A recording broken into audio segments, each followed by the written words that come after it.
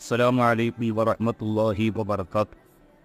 മുത്തുനബി സല്ലല്ലാഹു അലൈഹി വസല്ലമ തങ്ങളുടെ പരിശുദ്ധമായ മുഖത്തിൻ്റെ പ്രകാശത്തെക്കുറിച്ച് ബഹുമാനപ്പെട്ട ജാബിർ ഇബ്നു സമുറത്ത് റളിയല്ലാഹു അൻഹു തൊട്ട് ഉദ്ധരിക്കുന്ന ഒരു ഹദീസിൽ കാണാൻ ഖാല റഅയ്തു റസൂലല്ലാഹി സ്വല്ലല്ലാഹു അലൈഹി വസല്ലമ ഫീ ലൈലത്തിൻ ഇളഹിയ, വിശുദ്ധമായ 14-ാം രാവ്, ചന്ദ്രപ്രഭയുള്ള 14-ാം രാവിൽ നബി സല്ലല്ലാഹു അലൈഹി വസല്ലമ തങ്ങളെ ഞാൻ കണ്ടു. വഅലൈഹി ഹുല്ലത്തുൻ ഹംറാ, ആ സമയത്ത് നബി സല്ലല്ലാഹു അലൈഹി വസല്ലമ തങ്ങൾ ധരിച്ചിരുന്നത് കറുപ്പും ചുവപ്പും വരയുള്ള അരയുടുപ്പും ഒരു തട്ടവും മുത്തുനബിയുടെ ശരീരത്തിൽ ഉണ്ടായിരുന്നു.